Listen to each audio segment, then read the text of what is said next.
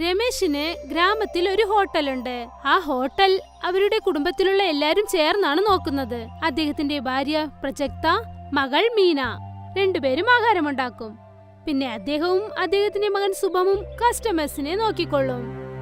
പക്ഷെ ഗ്രാമത്തിൽ അവരുടെ ഹോട്ടൽ അത്ര ഫേമസ് ഒന്നുമല്ലായിരുന്നു. അതുകൊണ്ട് രമേശ് വിഷമിച്ചായിരുന്നു. പ്രജക്ത, ഇത് എങ്ങനെയാണ് സംഭവിച്ചത്? നമ്മൾ ഗ്രാമത്തിലുള്ളവർ കുറെ പേര് നഗരത്തിലേക്കാണ് പോകുന്നത്. ദിവസം തോറും നമുക്ക് വരുന്ന വരുമാനം കുറയുന്നുണ്ട്. മീനയ്ക്ക് വേണ്ടിയുള്ള കല്യാണത്തിന് ചെലവ് നമുക്ക് ചേർത്ത് വെക്കാൻ പറ്റുന്നില്ല. നിങ്ങൾ വിഷമിക്കേണ്ട, ദൈവമുണ്ടല്ലോ, അദ്ദേഹം തീർച്ചയായും നമ്മളെ സഹായിക്കും. ഇതിനു ശേഷം അദ്ദേഹത്തിന് ചെയ്യാൻ പറ്റുള്ളൂ. നമ്മളും നമ്മളെ കൊണ്ടെല്ലാം ചെയ്യാൻ പറ്റുന്നുണ്ടല്ലോ.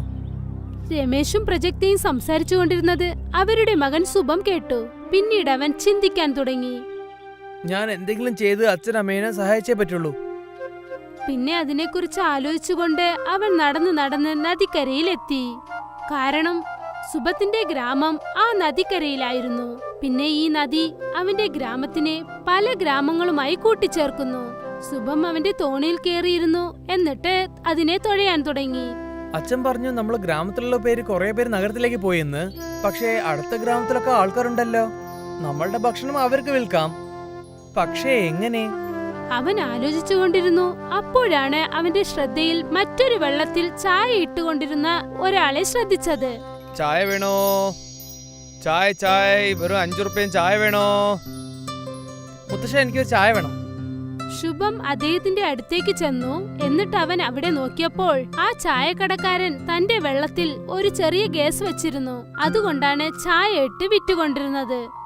മുത്തശ്ശ, നിങ്ങൾ വളരെ നല്ല കാര്യമാണ് ചെയ്യുന്നത്. പടകിൽ തന്നെ ചായ വെക്കുന്നോ? അടിപൊളി.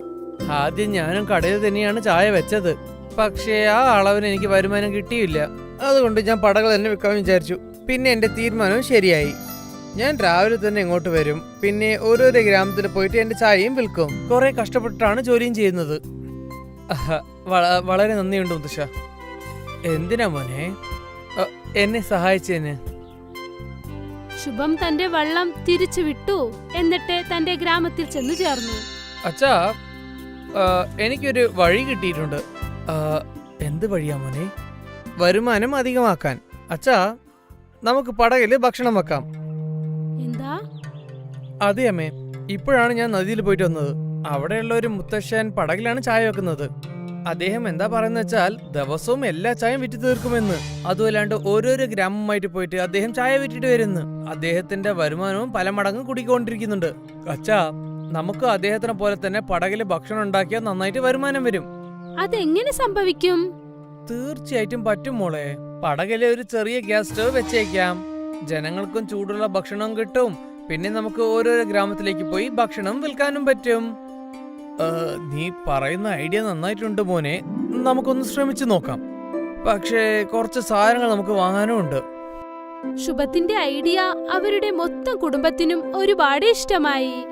അവരെല്ലാരും വള്ളത്തിൽ ഹോട്ടൽ തുടങ്ങാൻ ആഗ്രഹിച്ചു. രമേശും സുഭമും മാർക്കറ്റിലേക്ക് പോയി ചെറിയ ഗ്യാസുകൾ വാങ്ങി. പിന്നീട് അവർ അവരുടെ വള്ളത്തിൽ ഗ്യാസും പാത്രങ്ങളും എല്ലാം സെറ്റ് ചെയ്തു വെച്ചു.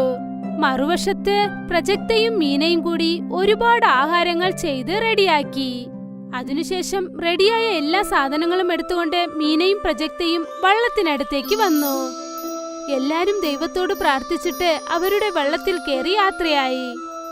അവരടുത്ത ഗ്രാമത്തിലേക്ക് ചെന്നതും ഭക്ഷണം, നല്ല ചൂടുള്ള ഭക്ഷണം, സബ്ജി, പനീർ റൊട്ടിയൊക്കെ ഉണ്ട്. വരൂ വരൂ, നല്ല ചൂടുള്ള ഭക്ഷണമാണ്. രമേശ് വെള്ളം ആ നദിക്കരയിൽ നിർത്തി. പിന്നെ കുറച്ചുപേർ ആ വെള്ളത്തിനടുത്തേക്ക് വന്നു. എന്താ ചേട്ടാ, ഇത് പുതിയതായിട്ടുണ്ടല്ലോ. ഇത് പുതിയ ഹോട്ടലാണ്. നല്ല രുചിയുള്ള ഭക്ഷണം കിട്ടും, അതും ചൂടോടെ, കുറഞ്ഞ വിലയിലും.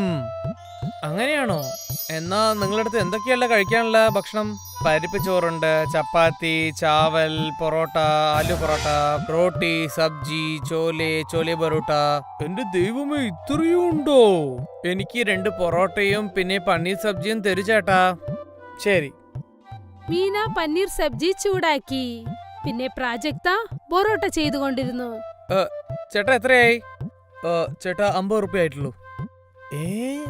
ഇത്രയും കുറവേ ഉള്ളൂ? ഇതേ ഞങ്ങളുടെ ഹോട്ടൽ ഇത് വാങ്ങിയിട്ടുണ്ടെങ്കിലേ വളരെ കൂടുതലാണ്. വില കേട്ടതും ഒരുപാട് കസ്റ്റമേഴ്സ് ഓർഡർ നൽകി. ദാൽ തടുക്കുകയും പിന്നെ ചോള ബട്ടറും പാർസൽ ചെയ്തു ചേട്ടാ. എനിക്ക് 2 പൂരി ഭാജിയും വേണം ചേട്ടാ. ശരി ചേട്ടാ. പ്രാജക്തയും മീനയും പെട്ടെന്ന് ആഹാരങ്ങൾ ഉണ്ടാക്കി. രമേശും സുഭമും കസ്റ്റമേഴ്സിന് ആഹാരങ്ങൾ സെർവ് ചെയ്തു. ആദ്യ ദിവസം തന്നെ ഗ്രാമത്തിൽ നിന്ന് ഒരു 10 കസ്റ്റമേഴ്സ് അവർക്ക് കിട്ടി. അവിടെ കസ്റ്റമേഴ്സിന്റെ കൂട്ടം കുറഞ്ഞ ഉടൻ തന്നെ രമേശ് അവിടെ നിന്ന് വെള്ളവും എടുത്തുകൊണ്ട് തിരിച്ചു. പിന്നീട് അവർ അടുത്ത ഗ്രാമത്തിലേക്ക് പോയി. അവിടെയും ഓരോരുത്തരായി ഒരുപാട് കസ്റ്റമേഴ്സ് വന്ന് അവരുടെ ആഹാരം കഴിച്ചു. പിന്നീട് അടുത്ത ഗ്രാമത്തിലേക്ക് പോയി. ഇങ്ങനെ പോയി വൈകുന്നേരത്തിനകം അവർ 8 ഗ്രാമങ്ങളിലേക്ക് തങ്ങളുടെ ഹോട്ടലുമായി പോയി. പ്രസക്ത, ഇന്നത്തെ നമുക്ക് വരുമാനം മാത്രം 4000 റുപ്യ വന്നിട്ടുണ്ട്. ഇത് ഒരാഴ്ച മുഴുവൻ ജോലി ചെയ്താലും നമുക്ക് കിട്ടില്ല ചേട്ടാ. ശുഭം, നിന്റെ ഐഡിയ വളരെ നന്നായിട്ടുണ്ട്. ഇതിനു ശേഷം നമ്മൾ ഇതുപോലെ കുറെ ഭക്ഷണം ഉണ്ടാക്കിട്ട് പോവാം. ശരി അച്ഛാ, എനിക്ക് വിശ്വാസമുണ്ട്. നമ്മുടെ ജനങ്ങളുടെ വിശ്വാസം നമ്മൾ തീർച്ചയായിട്ടും നന്നായിട്ട് ചെയ്യുമെന്ന്. നമ്മുടെ കഠിന അധ്വാനത്തിന് ഉത്തരം കിട്ടിയെന്ന്. നമ്മൾ ഇങ്ങനെ ഒരുപാട് കഷ്ടപ്പെട്ടാൽ വളരെ നന്നായിരിക്കും ചേട്ടാ. പിന്നീടെന്താ, രമേശിന്റെ കുടുംബം ദിവസവും കഷ്ടപ്പെട്ട് അധ്വാനിക്കാൻ തുടങ്ങി. അവരെല്ലാരും വള്ളത്തിൽ ഗ്രാമമായി പോയി ആഹാരം വിൽക്കാൻ തുടങ്ങി. എല്ലാരും സന്തോഷത്തോടെയായിരുന്നു.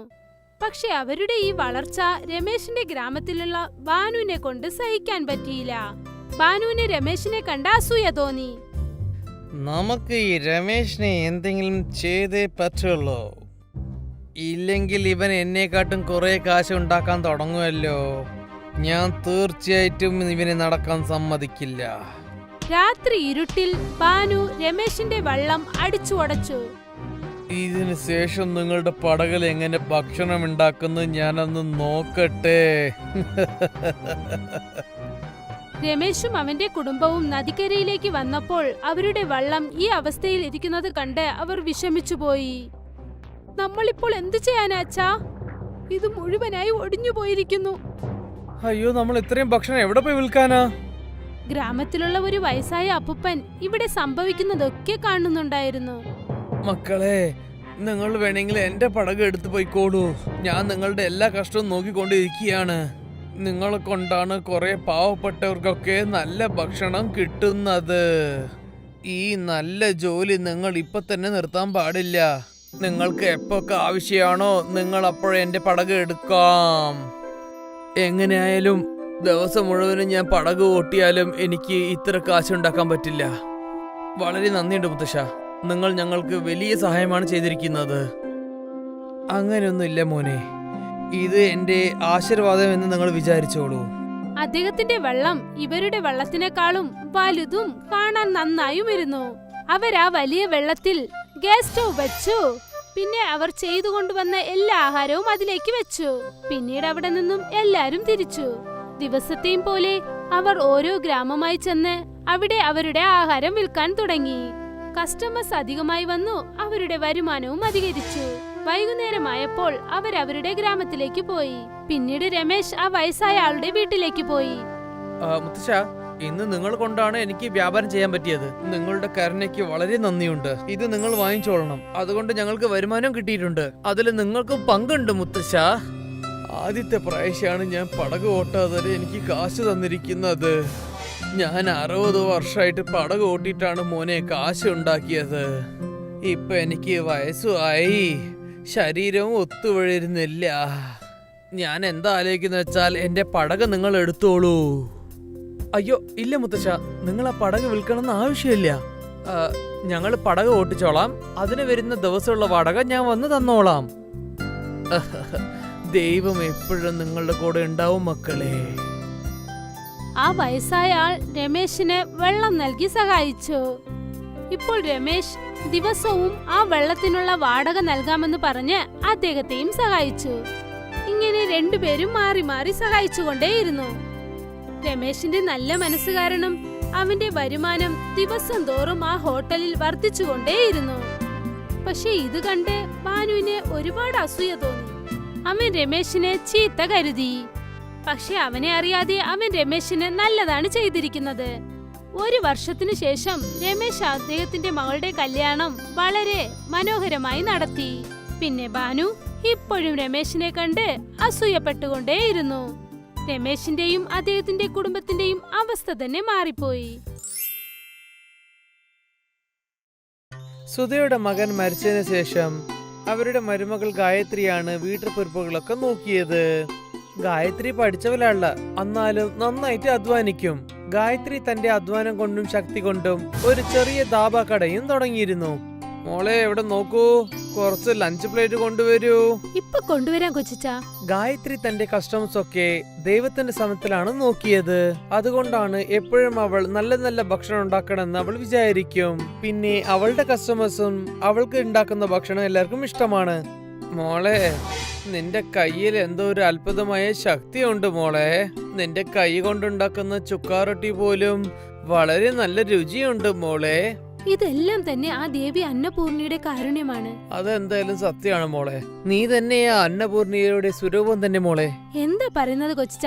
ഞാൻ അവരുടെ ഒരു ഭക്ത മാത്രമാണ്. അവർ വളരെ വലിയവരാണ്. ഈ ലോകം മൊത്തം ആഹാരം നൽകുന്നവർ. ദേവി അന്നപൂർണി എല്ലായിടത്തും നിറഞ്ഞു നിൽക്കുന്നു. ഗായത്രി അന്നപൂർണി ദേവിയുടെ ഭക്തയാണ്. അതുകൊണ്ടാണ് തന്റെ ദാബാന്റെ പേര് പോലും അന്നപൂർണി ദാബ എന്നും പേരും വെച്ചത്. അവൾ ദിവസവും രാവിലെ ദേവി അന്നപൂർണയ്ക്ക് പൂജ ചെയ്യും. അതിനുശേഷമാണ് അവൾ പാചകം തന്നെ ഉണ്ടാക്കുക. എന്റെ പൊന്നു മോളെ ഗായത്രി, പറയൂ അമ്മേ, എനിക്ക് കഴിക്കാൻ എന്തെങ്കിലും നൽക്. ഇപ്പോൾ എന്റെ കയ്യിൽ കാശില്ല. നാളെ എന്റെ മകൻ നാട്ടിൽ നിന്നും വരും. ഞാൻ നിനക്ക് കാശ് നൽകാം. വിഷമിക്കേണ്ട, ഇരിക്കട്ടമ്മേ. നിങ്ങൾ കാശ് നൽകിയില്ലെങ്കിലും കുഴപ്പമില്ല. ഗായത്രി ഉടനെ തന്നെ ആ പാവപ്പെട്ട അമ്മയ്ക്ക് ഭക്ഷണവും കൊടുത്തു. ആ ദൈവം നിനക്ക് നല്ലത് വരുത്തും. ദിവസവും ഗായത്രി ആർക്കെങ്കിലും സഹായിച്ചുകൊണ്ട് തന്നെ ഇരിക്കും. പക്ഷെ ലാഭത്തിൽ അവൾ നോക്കുകയില്ല. എന്നാൽ സുധ അമ്മ കരാറുകാരിയാണ്. മോളെ ഗായത്രി, ഈ മാസം വ്യാപാരം കുറവാണോ? ഇല്ല അമ്മേ, ഇല്ല. കണക്ക് കൂട്ടി നോക്കിയപ്പോൾ 1000 രൂപ കുറഞ്ഞിട്ടുണ്ട്. ഇപ്പോഴാണ് ഓർമ്മ വന്നത്. ആ വയസ്സായ അമ്മ ഉണ്ടല്ലോ, പാവം, അവർക്ക് ആരുമില്ല. ഞാൻ അതുകൊണ്ട് അവർക്ക് ഫ്രീ ആയിട്ട് ആഹാരം നൽകി. അല്ല ദേവി അന്നപൂരണി, ആ അമ്മയുടെ മകൻ നഗരത്തിൽ നല്ല വലിയ ഓഫീസറാണ്. അവർ ഫ്രീ ആയിട്ട് കഴിക്കാൻ അങ്ങനെ എന്താണ് അവർക്ക് ദാരിദ്ര്യം? അതമ്മേ, അവരും അവരുടെ മകനും തമ്മിൽ വഴക്കാണ്. ആ പയ്യൻ അവർക്ക് കാശ് നൽകാറില്ല. മാത്രമല്ല, ഈ വയസ്സായ കാലത്ത് അവർക്ക് പട്ടിണി കിടക്കാൻ പറ്റുമോ പറയൂ? അതുകൊണ്ടാണ് ഞാൻ അവരോട് പറഞ്ഞത്, അതായത് ദിവസവും നമ്മുടെ ഹോട്ടലിൽ ഫ്രീ ആയിട്ട് ആഹാരം കഴിക്കാൻ. ശരി ശരി, പക്ഷെ വേറെ ആർക്കും ഫ്രീ ആയിട്ട് കൊടുക്കല്ലേ മോളെ. പിന്നെ മറ്റൊരു കാര്യം പറയാൻ വിട്ടുപോയി. എപ്പോഴെങ്കിലും രാമു അങ്കിളുടെ വീട്ടിൽ ആരുമില്ലെങ്കിൽ അദ്ദേഹം ഇവിടെ നിന്ന് കഴിക്കും. ശരി മോളെ, നിനക്ക് വളരെ നല്ല മനസ്സാണ്. ഈ ബുദ്ധിയുള്ള നാട്ടുകാർ നിന്നെ കൊള്ളയടിക്കുകയാണ്. അതുപോലെ നിനക്ക് മനസ്സിലാകുന്നില്ലേ? ആ ദേവി അന്നപൂർണിയുടെ അനുഗ്രഹം കൊണ്ട് എല്ലാവർക്കും കഴിക്കാൻ ആഹാരം കിട്ടുന്നു.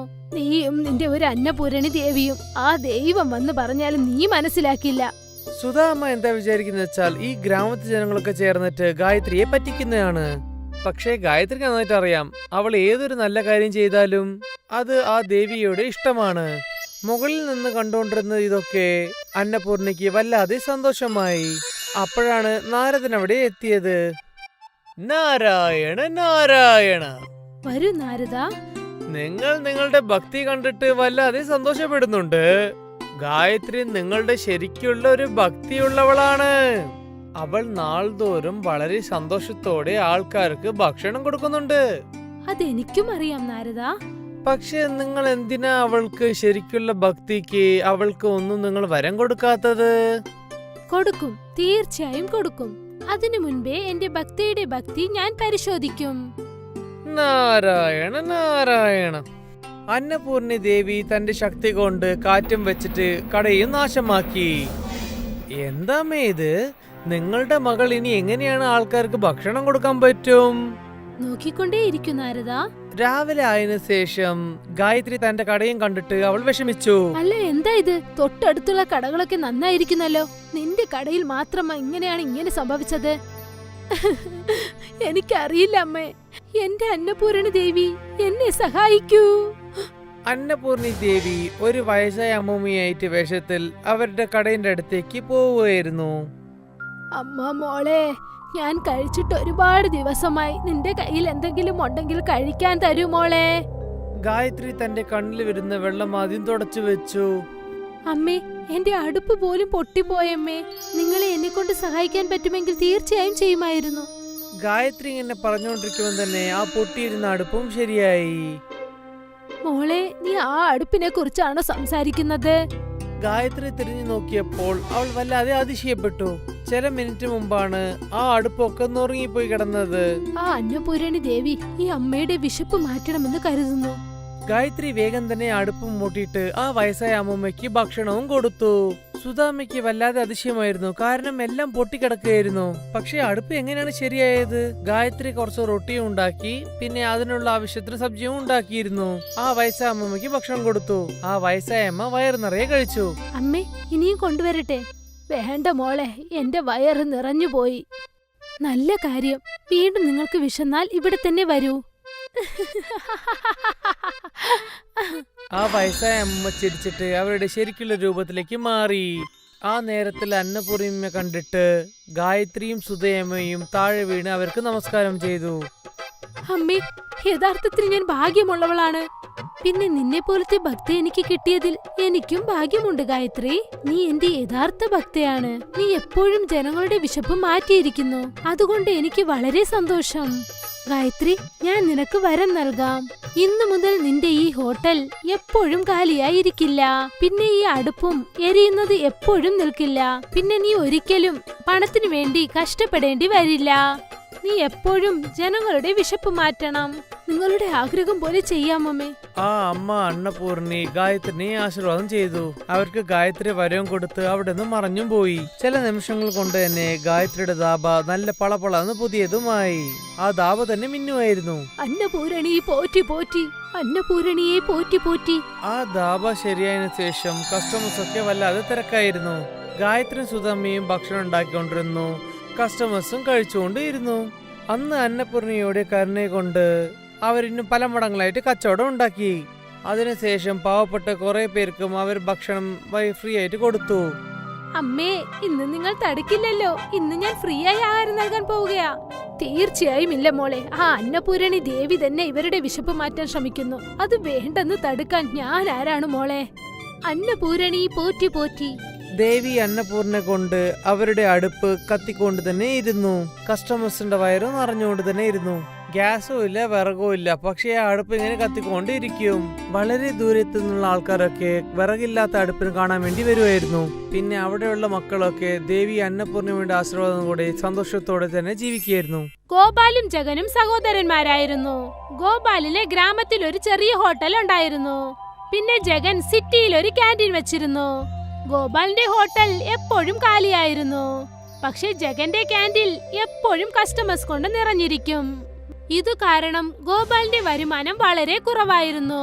പക്ഷെ ജഗന് ഒരുപാട് വരുമാനം ഉണ്ടായിരുന്നു. ഗോപാലിന് തന്റെ മകളെ ഇംഗ്ലീഷ് മീഡിയം സ്കൂളിൽ പഠിപ്പിക്കണമെന്നായിരുന്നു ആഗ്രഹം. ശോഭ, ഈ പ്രാവശ്യം എനിക്ക് വരുമാനം വെറും 10,000 വന്നിട്ടുള്ളൂ. അത് വെച്ചിട്ട് നമുക്ക് എന്ത് ചെയ്യാൻ പറ്റും? നിങ്ങൾ വിഷമിക്കേണ്ട, എല്ലാം ശരിയാകും. ഈ വർഷം രാധയെ ഞാൻ ഒരു ഇംഗ്ലീഷ് മീഡിയം ചേർക്കണമെന്നാണ് ഞാൻ വിചാരിച്ചത്. അതൊന്നും പ്രശ്നമില്ല. ഈ വർഷം ഇല്ലെങ്കിൽ എന്താ, അടുത്ത വർഷം നമുക്ക് അവളെ ചേർക്കാം. ഈ വർഷം രാധ ഗവൺമെന്റ് സ്കൂളിൽ തന്നെ പഠിക്കട്ടെ. ഇതേ വാക്ക് തന്നെയാണ് നീ പോയ കൊല്ലം പറഞ്ഞത്. എന്തൊരു അച്ഛനാണ് ഞാൻ. എന്റെ മോളെ എനിക്ക് ഒരു ഇഷ്ടപ്പെട്ട സ്കൂളിൽ പഠിപ്പിക്കാൻ പറ്റുന്നില്ല. പക്ഷെ അതൊക്കെ നിങ്ങൾ വേണമെന്ന് വെച്ച് ചെയ്തതല്ലല്ലോ ചേട്ടാ. നമ്മുടെ അവസ്ഥ അങ്ങനെയാ. മനസ്സ് തളരല്ലേ, എല്ലാം പതുക്കെ പതുക്കെ ശരിയാകും. അന്ന് അവൻ വളരെ സങ്കടത്തിലായിരുന്നു. അന്ന് അവൻ തന്റെ സഹോദരൻ ജഗന് ഫോൺ ചെയ്തു. ആ ചേട്ടാ, പറയൂ. അവിടെ എല്ലാം സുഖം തന്നെയല്ലേ? ആ ശരിയായിട്ടുണ്ട്. പിന്നെ എനിക്ക് നിന്റെ ഒരു സഹായം ആവശ്യമുണ്ട് മോനെ. രാധേനെ ഒന്ന് സ്കൂളിൽ ചേർക്കണം. അതിനുള്ള കുറച്ച് പൈസ ആവശ്യമുണ്ട്. ഏട്ടാ, ഞാൻ നിങ്ങളടുത്ത് എന്തിനു കളത്രം പറയണം? ഇപ്പൊ ഒക്കെ കച്ചവടം തന്നെ തീരെയില്ല. ഞാൻ എങ്ങനെ വല്ലാതെ കഷ്ടപ്പെടുന്ന ചേട്ടന് അറിയാമോ? എന്നെ കൊണ്ട് പറ്റിയാ ഞാൻ തീർച്ചയായിട്ടും സഹായം ചെയ്തിട്ടുണ്ടാവും. ശരി മോനെ, കുഴപ്പമില്ല. നീ നിന്നെ ശ്രദ്ധിച്ചോളൂ. ആ ശരി ചേട്ടാ. എങ്ങനെയോ ജഗൻ ഒരു വലിയ കള്ളം പറഞ്ഞ് അദ്ദേഹത്തെ ഒഴിവാക്കി. ജഗന്റെ വരുമാനം ദിവസം തോറും അധികരിച്ചുകൊണ്ടേയിരുന്നു. പക്ഷെ അവൻ ഒരു സ്വാർത്ഥനായിരുന്നു. ചേട്ടൻ പൈസയൊക്കെ മരത്തിലാണ് കായ്ക്കുന്നത് വിചാരിച്ചോണ്ടിരിക്കുന്നത്. കഷ്ടം വന്ന ഉടനെ ഞാൻ പൈസ അയക്കണം. നന്നായി, അതങ്ങ് മറന്നേച്ചു. എല്ലാം നല്ല കള്ളത്തരങ്ങ പറഞ്ഞ് ശരിയാക്കി. ഇനി അദ്ദേഹം എന്റെ അടുത്ത് പൈസ ചോദിക്കുകയില്ല. മറ്റൊരു വശത്ത് ഗോപാൽ ഇനി എന്ത് ചെയ്യണമെന്ന് ആലോചിച്ചുകൊണ്ടിരുന്നു. കസ്റ്റമേഴ്സ് കുറെ പേര് വരുന്ന മാതിരി ചെയ്യണം. പക്ഷെ എന്താ ചെയ്യാന്ന് അറിയില്ലല്ലോ. അവൻ ഇത് ആലോചിച്ചുകൊണ്ടിരുന്നപ്പോൾ അവന്റെ ഹോട്ടലിന് മുൻപിലായി 2 സ്വാമിജികൾ എത്തി. വളരെ ദൂരം നടന്ന് നടന്ന് വല്ലാതെ വിശക്കുന്നുണ്ട്. പക്ഷേ നമ്മളടുത്ത് കുറച്ചും കാശില്ലല്ലോ. ഈ ഗ്രാമത്തിലുള്ളവര് ആരും നമുക്ക് ഭിക്ഷയിട്ടില്ല. ഇപ്പൊ നമ്മൾ എന്ത് ചെയ്യും? ഗോപാൽ ഒരു മനസ്സലിവുള്ളവനായിരുന്നു. അവൻ ആ 2 സ്വാമിജികളെയും തന്റെ ഹോട്ടലിലേക്ക് വരാൻ പറഞ്ഞു. വരൂ സ്വാമി, അകത്തേക്ക് വരൂ. പക്ഷേ മോനെ, എനിക്ക് കയ്യിൽ തരാൻ ഒന്നും ഇല്ലല്ലോ. അതുകൊണ്ട് ഒരു കുഴപ്പമില്ല, നിങ്ങൾക്ക് വിശക്കുന്നുണ്ട്, എന്റെ അടുത്ത് ഭക്ഷണമുണ്ട്. നീ വലിയ പൈസക്കാരനാണോ മോനെ? ഇല്ല സ്വാമി, ഞാൻ ഒരു പാവപ്പെട്ടവനാണ്. എന്റെ മകളെ ഒരു നല്ല സ്കൂൾ പഠിപ്പിക്കാൻ പോലും എനിക്ക് തകുതിയില്ലാണ്ട് നിൽക്കുന്നു. അത്രയും അളവറിഞ്ഞ് ഞാൻ ഒരു പാവപ്പെട്ടവനാണ്. എന്നാലും നിങ്ങളുടെ വിശപ്പിന് എനിക്ക് ഭക്ഷണം തരാൻ പറ്റും. നിങ്ങൾ ഇരിക്കൂ, നിങ്ങൾക്ക് വേണ്ടി ഭക്ഷണം ഞാൻ കൊണ്ടുവരാം.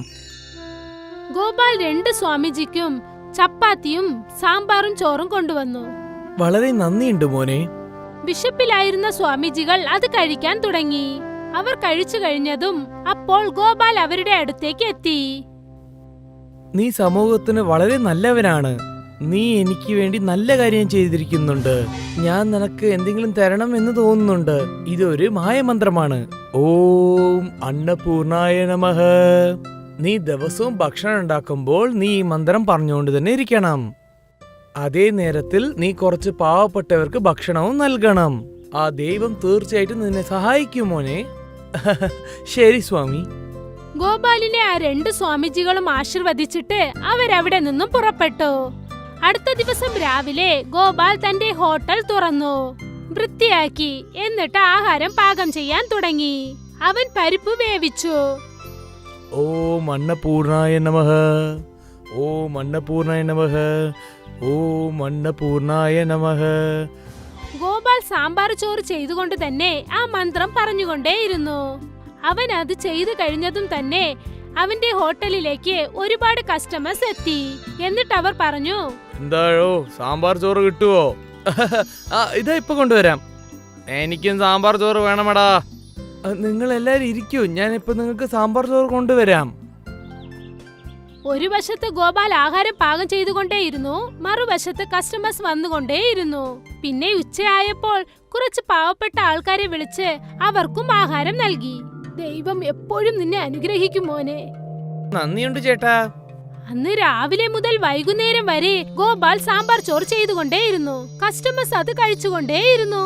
അന്ന് വൈകുന്നേരമായപ്പോൾ ഹോട്ടൽ മൂടിയതും അവന്റെ അന്നത്തെ വരുമാനം കണ്ട് അവൻ തന്നെ ആശ്ചര്യത്തിലായി പോയി. ഒരു ദിവസം കൊണ്ട് തന്നെ 10,000 റുപ്യോ? എന്റെ ദൈവമേ.